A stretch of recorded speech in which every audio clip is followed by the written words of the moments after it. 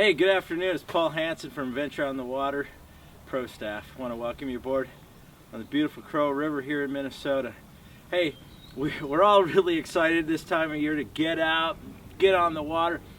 And you know, sometimes it seems like you never want to get off. You never want to get off the water. You want to stay on, maybe you want to work it out to maybe go down to a certain area and camp out. Well, let me tell you, there is some good words out there. And our national park systems and our state departments have been working really hard to make sure that we got some great canoe and waterways throughout the United States. And let me tell you, with that, there are campsites along rivers just like this, even in your neck of the woods. So today I want to talk to you about what do you need to bring with you to make a successful overnight single or multiple day trip on the river near you. Now, we've got great outfitters in the area, so a good thing to start off with is talk to your outfitters and find out where the best places to go, depending on high water, low water, and maybe some areas that are less populated from scout groups, church groups, and other social groups that get together on the river with their canoes and kayaks. So today, let's take a look inside the Predator kayak here and see how much gear we can actually get in, and then I'm going to talk about where do we need to position it to give you a better balance. All right, starting off, we've got our jet boil cook set here. These things are compact, lots of power, and it burns. In fact, you can burn a pint of water in about 90 seconds, they tell me. And I've used it that way, but who's counting? Great system, great compactability right within this. Here's your camp kit right there. Now, most of these areas at these campsites will either have pump water or they'll have running water. So take a look on your maps to find out where is best for you. Now, if you don't have availability to water, you might want to bring yourself a filtration system like this or some of the larger ones. What I like about this is you fill it up, you drink it, and it filters while you drink. So it's a perfect little kit. And I actually keep 2 of these in my boat. That way I can fill up bottles and things like that and store water for later on. Now, here's the old sleeping bag. They certainly aren't the ones we grew up with, and they're a lot better. Now, if it's the spring or the fall, I tend to bring a 3-season type of bag, so I'm using a little bit more room with this bag, but I'm using a compression sack, and that allows me to get it pretty tight with inside the boat.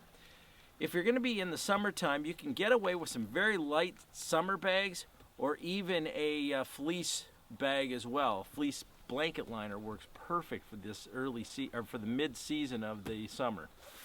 So there's the sleeping bag.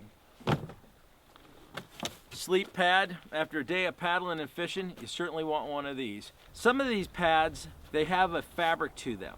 And when they do get wet, they do take a time to dry. But with this pad right here, it's rubberized. You just wipe it off and you're in business. Nice and light. Now here's the almighty tent. Now, tents certainly have changed in sizes and in magnitudes of how many people you can fit in them, from circus tents all the way down to the single-person type of tent. This is a single-person tent that I take with me because at the end of the day, if I'm on my own, I'd like to just be by myself rather than hanging out with the rest of the crew and get some good sleep, and I don't have to deal with the people that snore. This is a 3-season type of tent. It's got a great vestibule in case it rains, and it will also keep your gear protected. What I like to do is I like to bring my clothes and put them all in a waterproof bag. This bag is perfect. It's got shoulder straps so you can take it from the campsite, take it down to the boat, and back and forth. It's waterproof. I can stash it, I can compress it. There's a lot of things I can put in this bag. So definitely find yourself a complete waterproof bag to take on these trips. When you're on these trips, you want to make sure that your gear has some functionability of it. So what I like about the PFDs are, you didn't bring your pillow. There's no room, right? There you go. You got it right here. Just prop it up the way that's comfortable for you, and you've got 2 things in a row.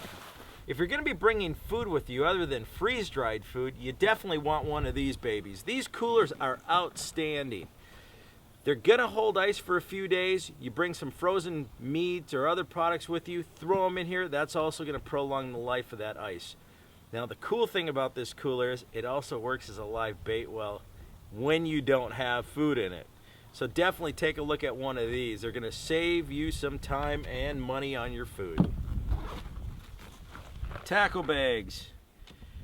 When you're on these multiple day trips, keep in mind, bring only what you need. If you start bringing the kitchen sink, you're gonna have more gear than you're ever gonna use, and your boat is gonna be really heavy. So just bring the basic necessities you're gonna need for a multi-day trip on the river. So this was just an easy understanding of what you might wanna bring with you on your next trip to camp out on the rivers. Now keep in mind, you're gonna have different things you wanna bring for your own comforts. But I hope that this gives you a basic understanding of what it's going to take to camp out, have a great time, and fish a lot longer. I'm Paul Hansen from Adventure on the Water Pro staff. Looking forward to seeing you on the water.